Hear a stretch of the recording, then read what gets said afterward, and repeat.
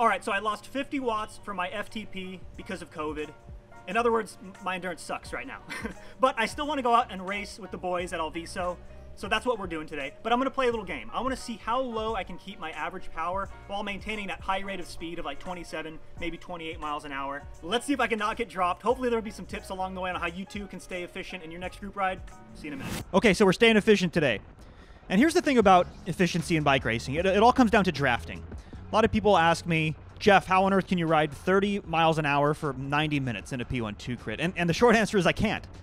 In fact, nobody can. Like maybe 5 people in the world can ride for that fast on a road bike for that long because it requires an incredible amount of power, an unsustainable amount of power, like 450 watts to go 30 miles an hour for that long.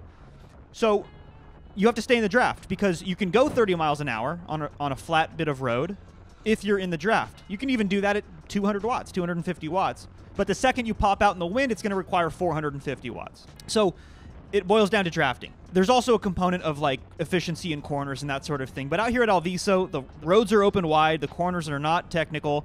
So it's all about maximizing the amount of time that I'm spending in the draft. Okay, so how do we do that? Well, you have to think 2 steps ahead. Like here, for example, let's be mindful of the wind direction, those blue arrows in the bottom right-hand corner.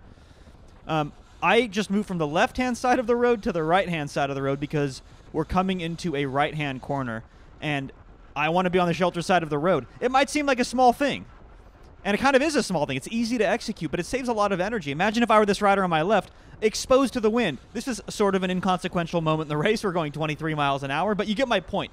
You're trying to spend the maximum amount of time in the draft, and you don't want to be exposed to a crosswind coming out of a corner just because you positioned yourself incorrectly. And this is just another example of that, positioning myself on the right-hand side of the road for when we enter this left-to-right crosswind. Again, an inconsequential part of the race. But look, now the power's coming up a little bit. So look, if the game is we're trying to save every watt possible, have the lowest average power, you got to be mindful of these things. And this is another trick. This one's one of my favorites here. So things are getting a little bit fast, and then they settle down, and you see the Cortex rider right in front of me with the black, blue, and white. He's going to keep on pedaling and move up. And I am not going to use my brakes. I'm going to use about 250, 200 watts of power and just ride up like 15 riders. That was almost for free, you guys, and I just made up a lot of spots, which is important because you don't want to be towards the back. Let me show you why. When things get fast and riders attack like they're doing on the left here, if you're on the front, you're going to have to respond to that if you don't want the breakaway to get away. If you're on the back, you are going to have to do a big acceleration just to maintain contact with the group. Now, if you're like mid-pack or like the front third, which is the most ideal place to be, the front riders chase it back. You don't have to do a big acceleration because remember, guys, slow is smooth and smooth is fast. Efficiency is very consistent riding. Same idea here. These riders on my left are kind of gearing up for an attack into the headwind of all places too, the last place I want to get out of the draft. And they're going to start ramping up the speed, and look at my power. I'm just over 100 watts. Now I'm 0. I'm just going to let these riders fill in. Let those guys go off on attack. I'm going to just sit in. I'm doing a little bit of power here just to maintain contact in the draft, but those front riders are doing 600-700 watts in order to try to get separation off the front. And if we put these tricks together, let's pop over to Strava here and look at my ride. The first 20 minutes of this Alviso averaged 26 miles an hour at 191 watts. I mean, that's pretty efficient, you guys. If you went out and rode 191 watts, just for reference, I weigh about 160, 162 pounds, you wouldn't be going 26 miles an hour. If you rode 191 watts, maybe you'd be going 15 miles an hour. So that's the power of drafting. I used all these tricks, and I was able to ride 26 miles an hour for 20 minutes at 191 watts. I feel like a lot of people watching this can make 191 watts of power for 20 minutes. So that means you can sit in at Alviso.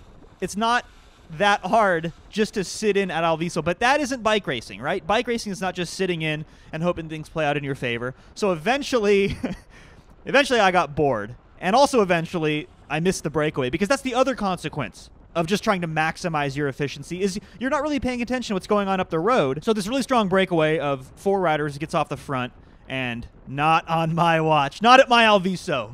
So I end up putting in this pretty massive effort.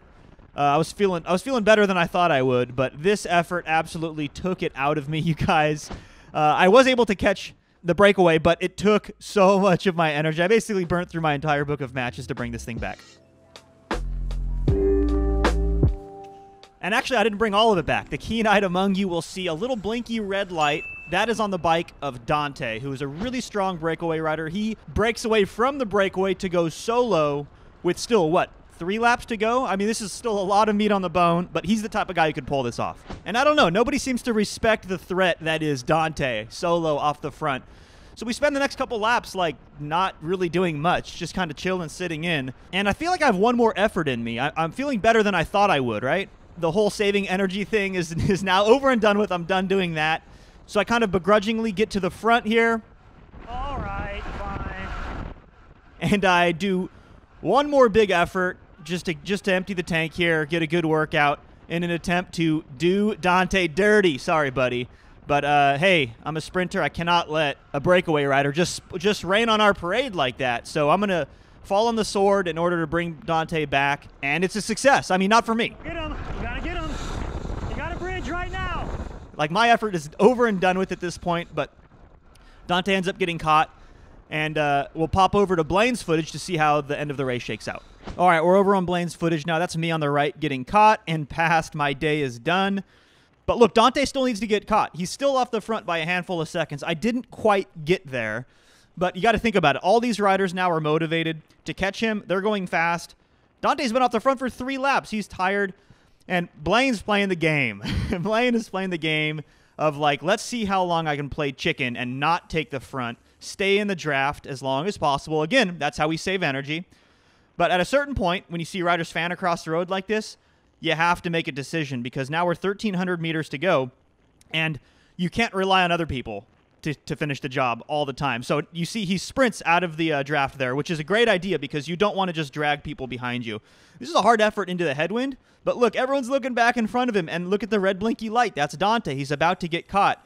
Now we have a group of 3 off the front with another group of 1 or 2 in pursuit. It looks a little disjointed back there, but this is a pretty dynamic finish because Dante, who's falling back now, he's probably smoked. He's been off the front solo, after all, for about the last 3 laps.